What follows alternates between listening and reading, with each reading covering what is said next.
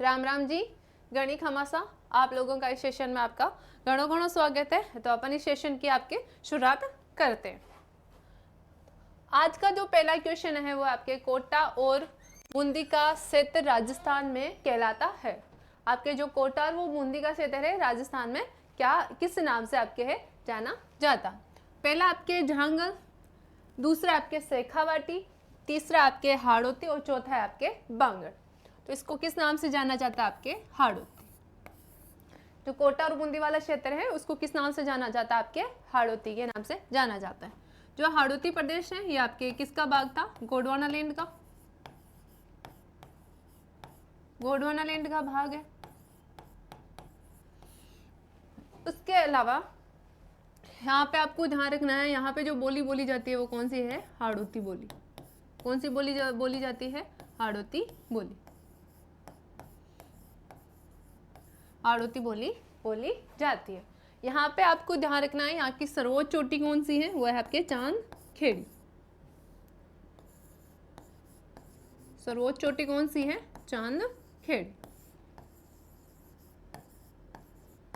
चांद खेड़ी। सॉरी, यहाँ पे लिख देते हैं चांद खेड़ी। यहाँ की सर्वोच्च चोटी कौन सी है आपके, चांद खेड़ी है। उसके अलावा यहाँ पे ध्यान रखना है कि यहाँ पे सर्वाधिक वर्षा वाला क्या है, ये आपके भौतिक प्रदेश है। सर्वाधिक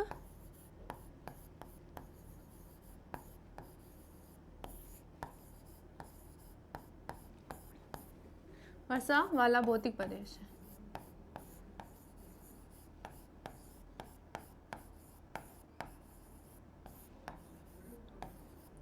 सर्वाधिक वर्षा वाला भौतिक प्रदेश है।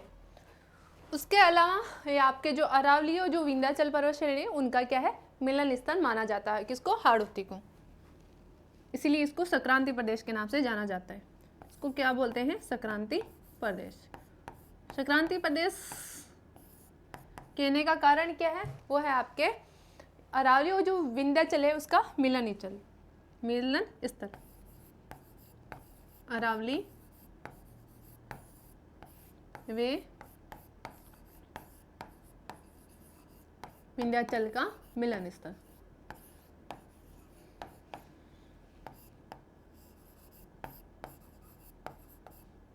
का मिलन स्थल है आपके। जो कोटा है, कोटा की स्थापना की बड़ी रोचक कहानी है और कोटा के नाम की भी। जो आपके कोटा है वहाँ पे आपके भीलों का शासन हुआ करता था और कोटा में एक राजा हुए कोट्या भील, जो आपके बहुत सूरवीर और वीर योद्धा थे और उनकी जो राजधानी थी वो कौन सी थी, आपके अगिलगंज। एक बार क्या हुआ कि जब ये युद्ध लड़ रहे थे तो दुश्मनों ने धोखे से इनका सर काट दिया। किनका, कोट्या भील का। और वो अपना सर हाथ में लिए हुए भी युद्ध लड़ रहे थे और रणभूमि क्या हुआ, वीर गति को प्राप्त हुए। वहीं से कोटा का नाम क्या पड़ा आपके, कोटा। ठीक है। बूंदी है, बूंदी की जो स्थापना हुई आपके 13वीं शताब्दी में। खिंची जो राजपूत है उनकी जो शाखा है उन्होंने की थी, खिंची राजपूतों ने 13वीं शताब्दी में इसकी स्थापना की थी। बूंदी के राजा हुए थे आपके हरराज, उन्हीं के नाम पे क्या पड़ा आपके, हाड़ौती। इसी क्षेत्र को क्या बोला, हरराज के नाम पे क्या बोला जाता है आपके, हाड़ौती। ठीक है। अगला क्वेश्चन, डांगलैंड किसका भाग है, डांगलैंड है वो किसका भाग है। एक नंबर है बोराट का पठार, दूसरा है आबू पर्वत, तीसरा है कौन सा आपके करौली का पठार, चौथा है आपके चित्तौड़गढ़। तो ये किसका भाग है, वो आपके करौली का पठार। किसका है, करौली का पठार। करौली के बारे में कुछ जानकारी लिख लेते हैं।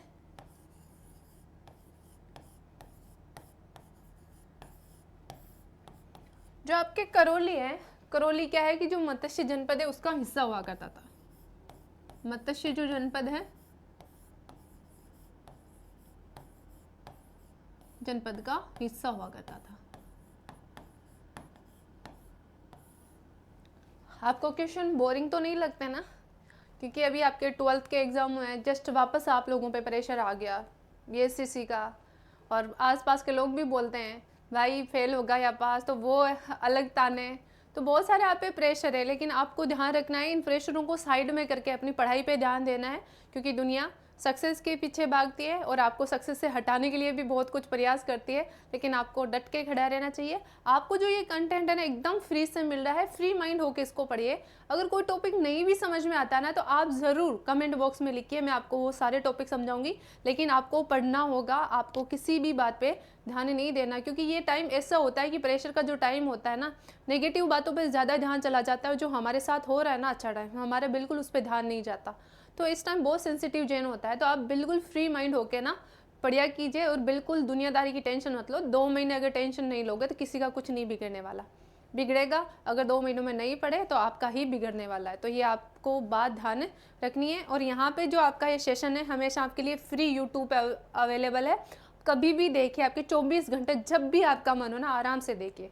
लेकिन आपको कोई टॉपिक नहीं समझ में आए तो वो भी आप कमेंट बॉक्स में लिख दिया कीजिए, मैं आपको सारे टॉपिक समझा दूँ, किसी भी सब्जेक्ट का, मतलब आपके पॉलिटी से भी हो, चाहे आर्ट एंड कल्चर से हो, या फिर हिस्ट्री से हो, या राजस्थान ज्योग्राफी से हो, कुछ भी कोई भी टॉपिक नहीं समझ में आए तो कमेंट में लिख के भेज देना, मैं आपको वो टॉपिक समझा दूंगी, ठीक है। चलते हैं अलग। करौली की स्थापना किसने की? कोई पूछ ले आपके, इसकी स्थापना किसने की? तो इसकी स्थापना की थी अर्जुन देव ने। किसने की? अर्जुन देव यादव ने।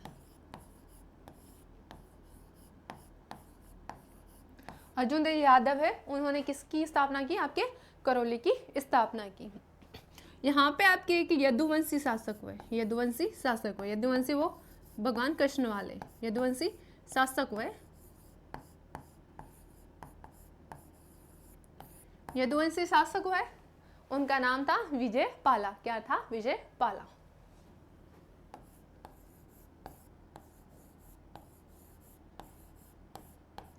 उन्होंने आपके जो बयाना का जो दुर्ग है उसका निर्माण करवाया। बयाना का जो दुर्ग है उसका निर्माण किसने कराया? विजय पाला ने। आपको अलग से एक बात और ध्यान रखनी है, जो आपके करौली है वो आपके ब्रज वाला जो क्षेत्र है वहाँ पे अधिक टच में है कृष्ण भूमि से, तो उस पे क्या है कि यहाँ करौली में ना ब्रज संस्कृति का आपके अधिक प्रभाव देखने को मिलता है, ब्रज संस्कृति पे का प्रभाव देखने को मिलता है। और यहाँ की जो चित्रकला है ना, यहाँ की जो करौली की चित्रकला है वहाँ पे आपके मुगल प्रभाव देखने को मिलता है। चित्रकला पर किसका प्रभाव देखने को मिलता है?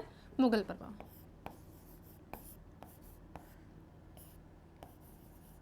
चित्रकला पर कौन सा प्रभाव? मुगल प्रभाव।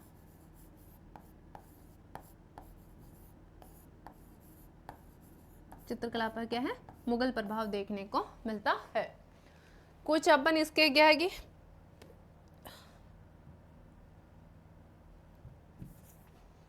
तो आपको ना कुछ स्थान को भी ध्यान रखना है। करौली में आपके कौन कौन से स्थान स्थित है? आपके पर्यटन की दृष्टि से भी जो भी है आपके करौली में जो स्थान स्थित है, एक तो है आपके सिटी पैलेस है, सिटी पैलेस यहीं पे स्थित है,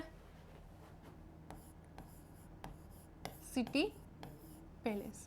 और कोई पूछ ले आपसे कि सिटी पैलेस का निर्माण किसने किया, तो ये आप लोग कमेंट में जरूर बताना, सिटी पैलेस है उसका निर्माण किसने किया, सिटी पैलेस का आपके निर्माण किसने किया,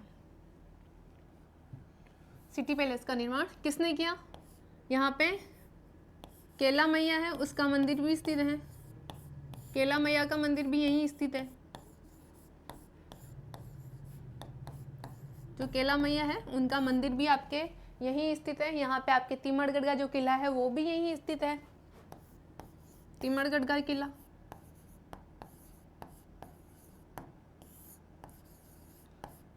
तिमड़गढ़ का किला, तिमड़गढ़ का जो किला है वो भी आपके यहीं स्थित है। यहाँ पे आपके मेहंदीपुर बालाजी, मेहंदीपुर बालाजी का मंदिर भी यहीं है।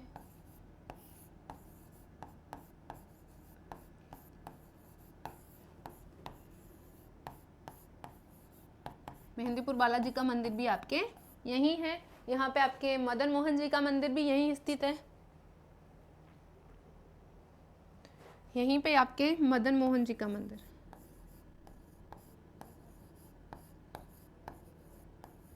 मदन मोहन जी का मंदिर स्थित है। यहाँ पे श्री महावीर पार्श्वनाथ है, उनका मंदिर भी स्थित है। श्री महावीर जी का मंदिर।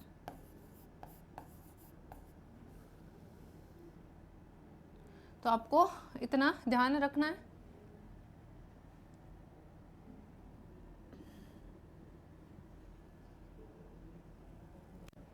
तो यहाँ पे भी आपके महावीर जी का मंदिर, ठीक है ना, महावीर जी का मंदिर यहाँ पे है, आपके महावीर जी का मंदिर, श्री महावीर जी का मंदिर स्थित है, श्री महावीर जी का मंदिर स्थित है, मंदिर स्थित है। चलते हैं अगले क्वेश्चन पे, थोड़ा छोटा कर देती हूँ आप लोगों को देखने में आसानी हो।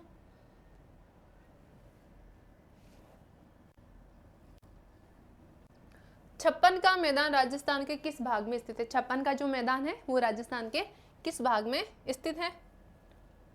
ये आपके उत्तरी भाग में, पूर्वी भाग में, दक्षिणी भाग में या पश्चिमी भाग में? तो आपके कौन सी दिशा में स्थित है? उत्तरी भाग में तो गग्गर का मैदान है तो वहाँ नहीं स्थित है, पश्चिम में आपका थार का मरुस्थल है वहाँ नहीं स्थित है, पूर्वी में आपके हाड़ौती वाला जो पूर्वी मैदान वो स्थित है वहाँ पे भी नहीं स्थित है। तो कहाँ पे स्थित है? आपके दक्षिणी भाग में, दक्षिणी भाग में आपके क्या है, यहाँ पे स्थित है। आपको ध्यान रखना है कि ये जिला कौन सा पड़ता है। तो यहाँ पे है, जिले की बात करें तो वो है आपके डूंगरपुर, बांसवाड़ा है वहाँ पे स्थित है, डूंगरपुर वे बांसवाड़ा, ठीक है, बांसवाड़ा जिलों में स्थित है, ठीक है। डूंगरपुर की स्थापना डूंगा भील, डूंगला जो भील है उन्होंने की थी, और बांसवाड़े की स्थापना है आपके बासिया भील ने की थी 1515 में, ठीक है। अभी स्थापना की बात अपन करते हैं। ये किसका भाग है? तो ये जो माही बेसिन है, यहीं से आपकी माही नदी होके गुजरती है, माही बेसिन है उसका भाग माना जाता है। और माही को राजस्थान में किन किन अन्य नामों से जाना जाता है? तो इसको कांठल की गंगा भी बोलते हैं, इसको क्या बोलते हैं आपके? काठल की गंगा, काठल की गंगा, काठल की गंगा के नाम से जाना जाता है। यहीं पे आपके माही है, सोम है, जाखम का क्या है? त्रिवेणी संगम। यहीं पे आपके माही, सोम और जो जाखम है उनका त्रिवेणी संगम स्थित है, जिसको जहाँ पे आपके क्या है कि आपके वो मेला लगता है, बेणेश्वर का मेला, बेणेश्वर का मेला, जिसको क्या बोला जाता है? आदिवासियों का कुंभ। क्या बोला जाता है? आदिवासियों का कुंभ।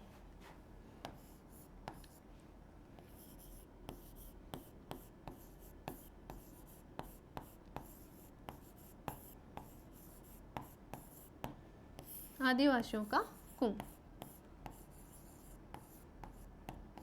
क्या बोला जाता है? आदिवासियों का कुंभ। अगली हम बात करें यहाँ पे, तो आपके कोई पूछ ले कि डूंगरपुर की स्थापना की किसने की थी? तो वो की थी आपके डूंगला भील। किसकी? डूंगरपुर की स्थापना, ठीक है।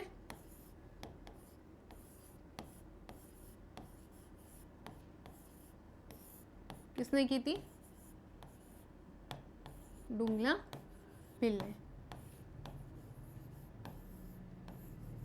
और कोई पूछ ले आपसे कि बांसवाड़ा की स्थापना किसने की थी? किसकी? बांसवाड़ा की।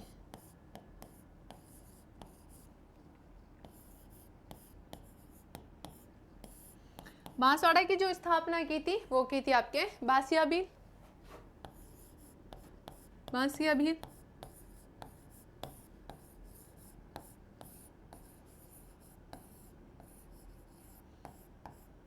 तब की थी 1515 ईस्वी में।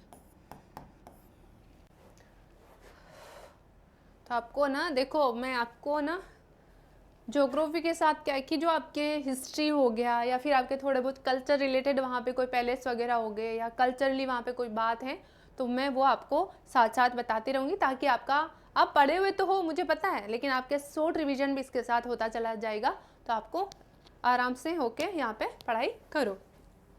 और आप कुछ बता भी दिया करो, अगर कोई कमी रहे ना तो आप वो साथ बताया कीजिए, ताकि मैं थोड़ा बहुत इम्प्रूवमेंट कर सकूं, क्योंकि आप लोगों के साथ की मुझे बहुत ज़्यादा ज़रूरत है।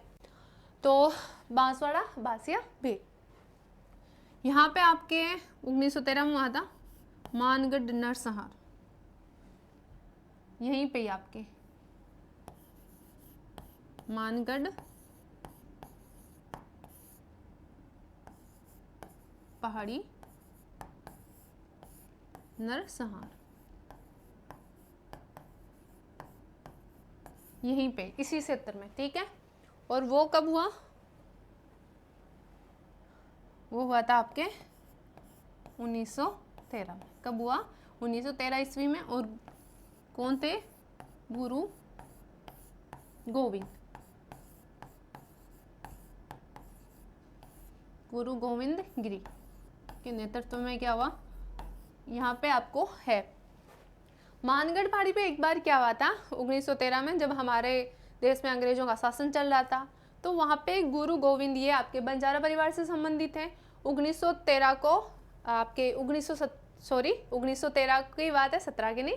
1913 में क्या हुआ था कि वो सोच रहे थे कि हम अपना शासन वापस लेंगे, यानी हम अपने भील राज है उसकी स्थापना करेंगे। तो वहाँ पे मानगढ़ पहाड़ी पे क्या है कि कुछ लोगों को इन्होंने क्या है कि इकट्ठा किया कि हम अपने शासन की वापस, या फिर हम आंदोलन करेंगे या विद्रोह करेंगे। तो वहाँ पे लोग क्या हुए, इकट्ठा हुए।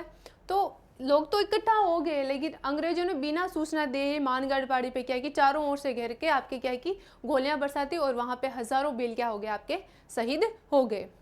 तो उसी को बोला गया मानगढ़ पहाड़ी नरसंहार। इसको आपके राजस्थान का जालियांवाला हत्याकांड भी बोला जाता है, ठीक है। फिर है नाकोड़ा पर्वत को निम्न में से किस और नाम से जाना जाता है? जो आपका नाकोड़ा पर्वत है वो इसको किस नाम से जाना जाता है? पहला है 56 की पहाड़ियाँ, दूसरा है तोरावाटी की पहाड़ियाँ, तीसरी है पश्चिमी अरावली की पहाड़ियाँ, चौथा है आपके तारागढ़ की पहाड़ियाँ। तो इसका जो राइट आंसर होगा वो होगा आपके 56 की पहाड़ी, 56 की पहाड़ियाँ। 56 की जो पहाड़ियाँ हैं, 56 की पहाड़ियाँ कहाँ स्थित है? बाड़मेर में। कहाँ स्थित है? बाड़मेर में, बाड़मेर जिले में स्थित है। अगर कोई पूछ ले बाड़मेर की स्थापना किसने की थी, तो एक परमार शासक हुए है बाहड़देव। परमार शासक हुए थे कौन है? परमार शासक, परमार शासक कौन थे? बाहड़देव।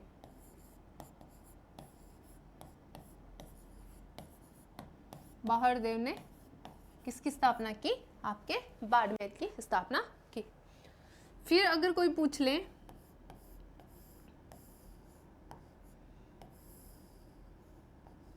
परमार शासक बाहड़देव ने इसकी स्थापना कर दी। फिर है यहाँ पे आपके क्या है कि आपके रानी भटियाणी है,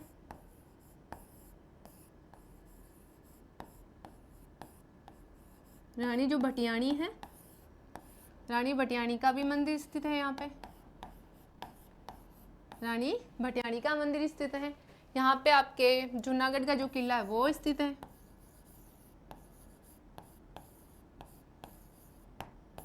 जूनागढ़ का किला यहीं स्थित है।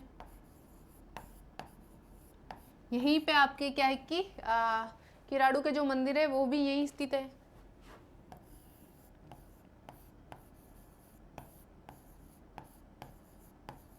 किराड़ू के मंदिर भी यहीं स्थित है। यहीं पे आपके हल्देश्वर महादेव, कौन से? हल्देश्वर महादेव है, वहीं स्थित है।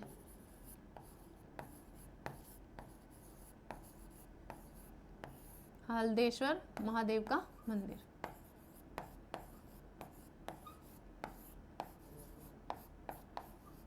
यहीं पे आपके क्या है? हल्देश्वर महादेव है, उसका मंदिर स्थित है। इतिहास में जो 56 की पहाड़ियां है वे को संबंध क्यों है? वह है अपने वीर दुर्गादास राठौड़।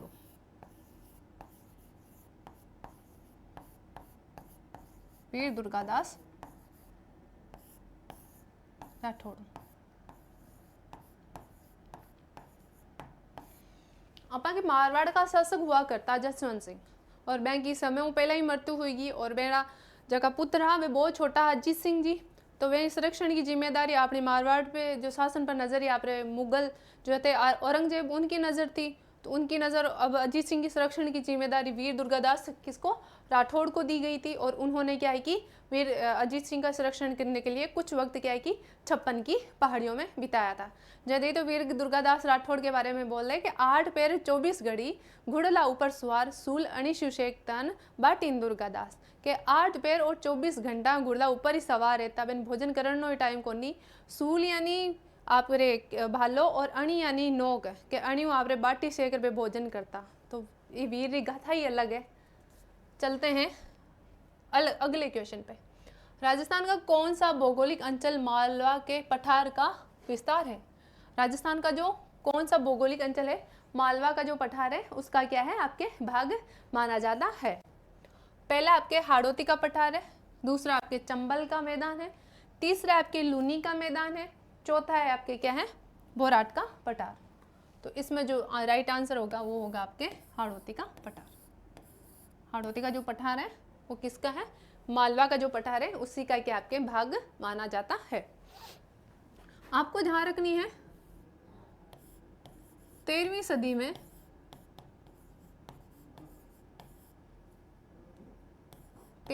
में आपके जो 13वीं सदी थी यहाँ पे आपके जो राजपूतों की खींची शाखा है, राजपूतों की खींची शाखा, राजपूतों की खींची शाखा, ठीक है।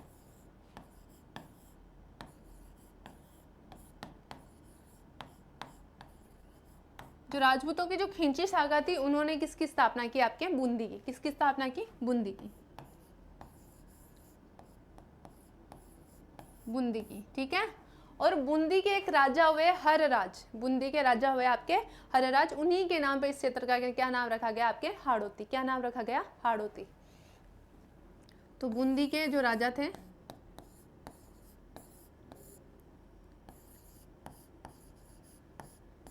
हरराज के नाम पे, ठीक है, उन्हीं के नाम पे क्या रखा गया? हाड़ौती,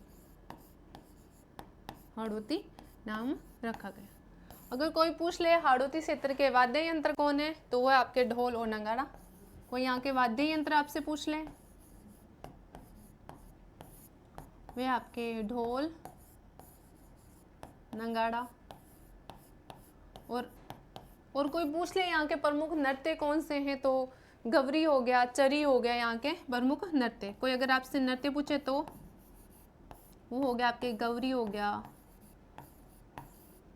चरी हो गया, यहाँ के आपके क्या है प्रमुख नृत्य। जो आपके हाड़ौती जो चित्रकला है ना उसमें पशु पक्षियों का चित्रण क्या आपके अधिक देखने को मिलता है। जो हाड़ौती चित्रकला है उसमें पशु पक्षियों के चित्रण आपके अधिक देखने को मिलते हैं। तो हाड़ौती चित्रकला में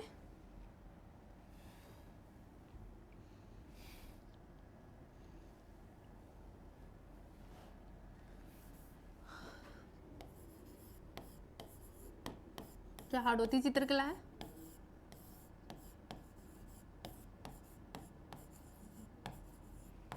हाड़ौती चित्रकला में किसके चित्र? पशु पक्षियों के, पशु पक्षियों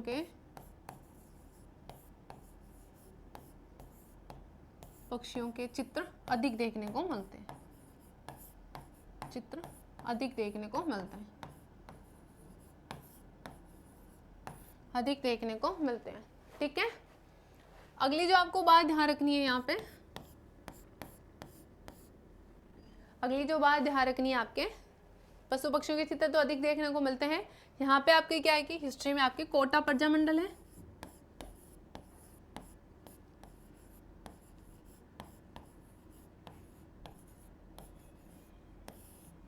यहाँ पे आपके कोटा प्रजामंडल की स्थापना कब की गई थी? आपके ये आप आधुनिक जो मॉडर्न हिस्ट्री है आपके राजस्थान की उसका पार्ट है।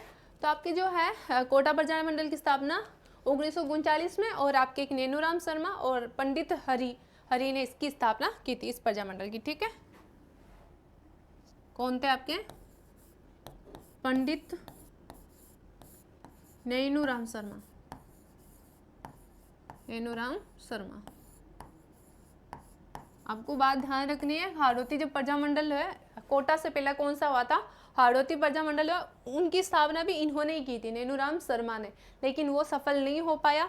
फिर उन्होंने इसकी की थी कोटा प्रजामंडल की स्थापना। वे पंडित हरि, पंडित हरि ने किसकी स्थापना की, आपके कोटा प्रजामंडल की स्थापना की। कोई पूछ ले आपको हाड़ौती का ताजमहल किसे कहते हैं, हाड़ौती का ताजमहल किसे कहते हैं, तो आपको ध्यान रखना है।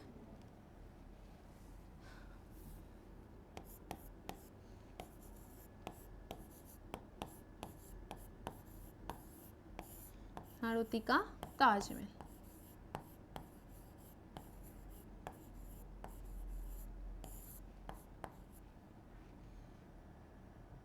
हाड़ौती का ताजमहल बोलते हैं आपके जग मंदिर महल को। कौन सा है, जग मंदिर महल।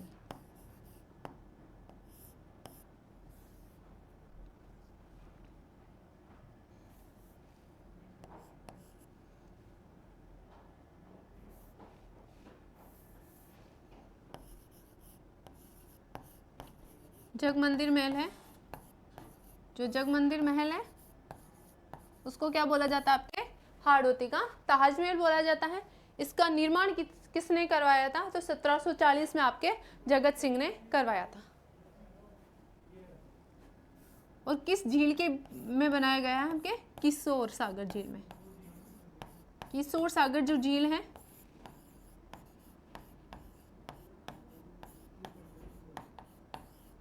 किशोर सागर जो झील है, किशोर सागर जो आपके झील है, वहीं पे आपके किसका निर्माण किया गया है, आपके जो है जगत मंदिर महल का निर्माण किया गया है। और इसका निर्माण किसने किया था, तो वो है आपके जगत सिंह ने।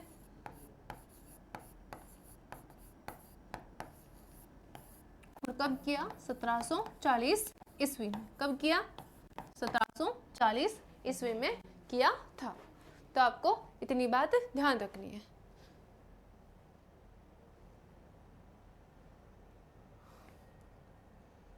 चलते हैं अगले क्वेश्चन पे।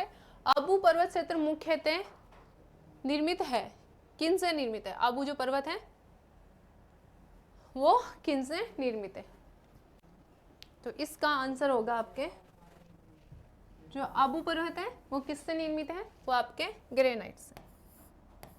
किससे निर्मित है, आपके ग्रेनाइट से निर्मित है। आबू जो पर्वत है आपके सिरोही में स्थित है, आबू जो पर्वत है सिरोही में स्थित है।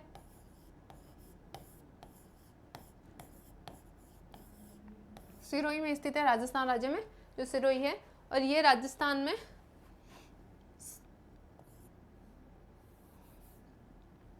यहाँ पे ये ऊंचा स्थित होने के कारण यहाँ पे आपके सदाबहार वनस्पति देखने को मिलती है। और कोई पूछे किस स्थान पर सर्वाधिक वर्षा होती है, तो वो माउंट आबू में ही होती है। और सर्वाधिक ऊंचा स्थान भी कौन सा है, माउंट आबू। सर्वाधिक ऊंचा स्थित जिला कौन सा है, वो आपके है प्रतापगढ़। कौन सा है, प्रतापगढ़। तो सर्वाधिक ऊंचा स्थान भी है।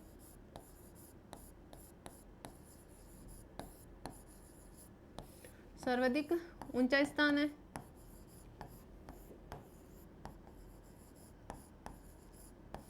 कौन सा है, माउंट आबू। माउंट आबू। यहीं पे आपके यहीं पे आपके उड़िया पठार देखने को मिलेगा। यहीं आपके गुरु शिखर देखने को मिलती है। यहाँ पे विभिन्न प्रकार के दार्शनिक स्थल भी आपके हिंदू मंदिर अधिक देखने को मिलते हैं, जैसे आपके दत्तात्रेय का मंदिर हो गया, रघुनाथ जी का मंदिर हो गया, एक अधर देवी का मंदिर हो गया, एक अश्लेश्वर महादेव का मंदिर हो गया, देलवाड़ा के जो मंदिर हो गए वहीं वो भी आपके यहीं पे ही स्थित है। सर्वाधिक ऊंचा स्थान भी है और सर्वाधिक वर्षा वाला स्थान भी आपके यही है। और यहाँ पे क्या है कि आपके ठंड अधिक पड़ती है, तो जलवायु को क्या है कि सम बनाए रखता है। तो यहाँ पे अगर कोई पूछ ले हिंदू मंदिर कौन कौन से हैं, तो आपके एक तो अधर देवी का मंदिर है, अधर देवी का मंदिर ये वही है। 51 जो शक्तिपीठ है उसमें जो शक्ति माता सती थी उनका जो क्या है कि अधर वाला हिस्सा था वो यहीं आके गिरा था, तो इसको अधर देवी मंदिर बोला जाता है, अधर देवी का मंदिर। ठीक है। अदर देवी का मंदिर। यहाँ पे आपके अचलेश्वर महादेव का मंदिर, अचलेश्वर महादेव का मंदिर।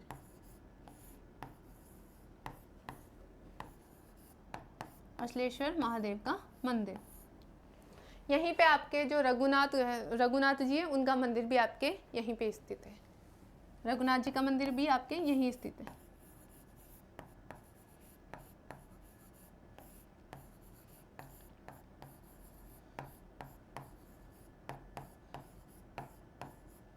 यहीं पे क्या आपके रघुनाथ जी का जो मंदिर है वो भी आपके यहीं स्थित है।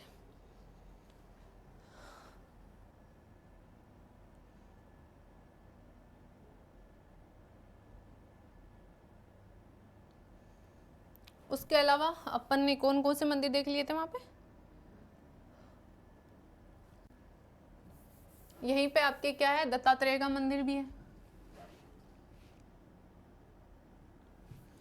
यहीं पे किसका है? दत्तात्रेय ऋषि, उन्हीं के नाम पे अपने गुरु शिखर का नाम देगा, दत्तात्रेय। दत्तात्रेय ऋषि का मंदिर भी यहीं पे ही है आपके। और उन्हीं के नाम पर किसका है, गुरु शिखर का नाम रखा गया था। दत्तात्रेय के नाम पे आपका गुरु शिखर का नाम रखा गया। आपको ये बात ध्यान रखनी है। श्री आपको अच्छी तो लग रही है ना? अच्छी लगे तो आप बोलिएगा, थोड़े दिनों में अपन लाइव भी इसमें शुरू कर देंगे, ठीक है? और मेहनत क्या करो, आराम से सब कुछ अच्छा होगा। और आप पे ही डिपेंड करता है, अच्छा करना ही आपके हाथ में है तो बुरा करना भी आप ही के हाथ में। कोई आपको कुछ नहीं बोलने वाला, जो करना है सब आपको ही करना है। तो सोच लेना आपको क्या करना है। BSTC में इस बार आपको सिलेक्शन लेना ही है, या तो पेपर नहीं या हम नहीं, बस एक बात है, या तो पेपर नहीं या हम नहीं। पेपर को बोल आजा, अब तेरी मौत है, देख ले पेपर को। बस हमें 18 क्वेश्चन से मतलब है। 18 के साथ हम प्लस के भी जो बाकी है, जैसे हिस्ट्री वगैरह हो गया, आर्ट एंड कल्चर है, उनके भी अपन क्वेश्चन करने को देखेंगे। वो भी अपन आगे, उनके कोई टॉपिक समझ में नहीं आया ना, ज़रूर बोलना, ठीक है? यहीं पे आपके देलवाड़ा के जैन मंदिर, ठीक है? देलवाड़ा के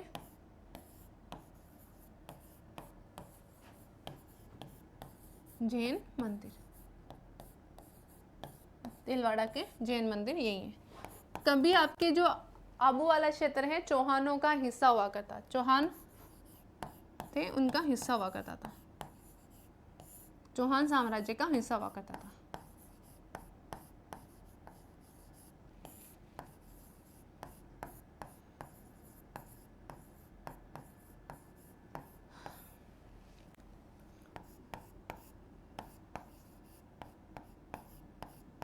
और ब्रिटिश साम्राज्य के टाइम उनकी ग्रीष्मकालीन राजधानी थी। ब्रिटिश साम्राज्य की ये क्या थी? ग्रीष्मकालीन राजधानी।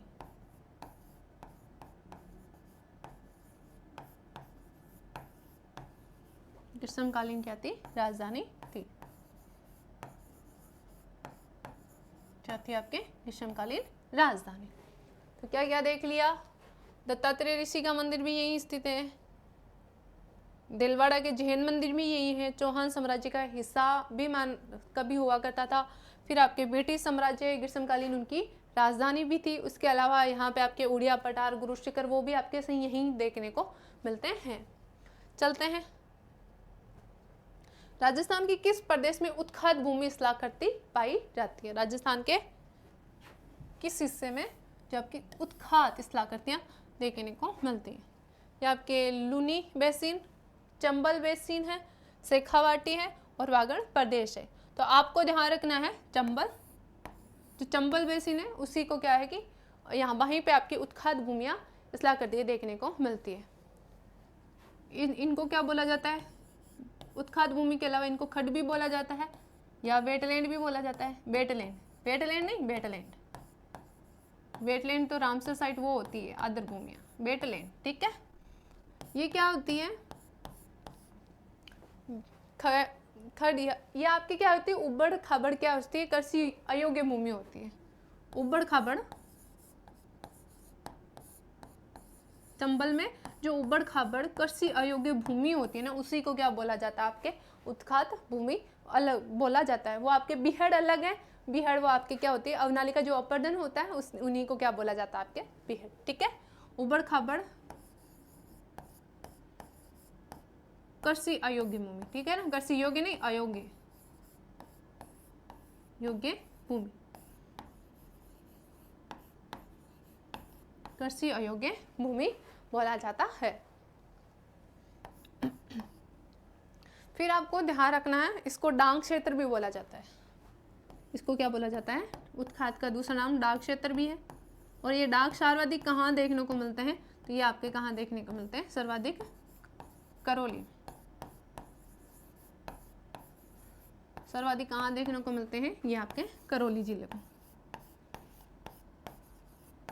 इसलिए करौली को कहा जाता है डांग की रानी। डांग की रानी किसको बोला जाता है, वो डांग नहीं है जो हमारे दादा रखते हैं, ये डांग अलग है, वो उत्खात भूमि है।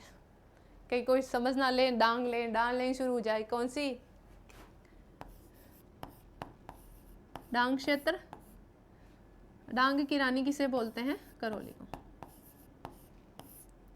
डांग की रानी। जो डांग की रानी किसको बोलते हैं, वो है आपके करौली को, करौली को बोला जाता है। और बीहड़ पहले भी देख चुके हैं। उसके अलावा जो चंबल नदी है, इसको आपके राजस्थान की कामधेनु,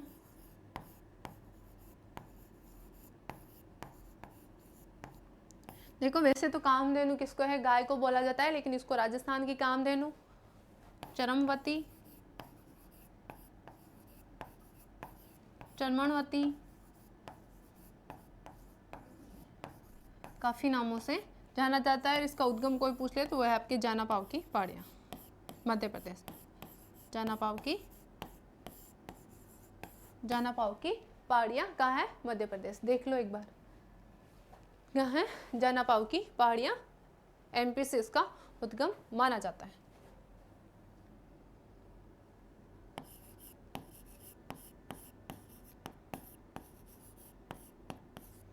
बीहड़ है सर्वाधिक, जो आपको कोई पूछ ले बीहड़ के बारे में, कहाँ देखने को मिलते हैं, धौलपुर और सवाई माधोपुर में। बीहड़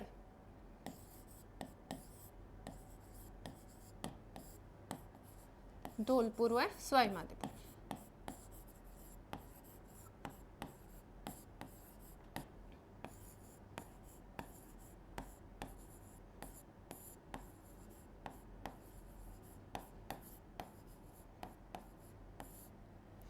धौलपुर व सवाई माधोपुर में देखने को मिलते हैं।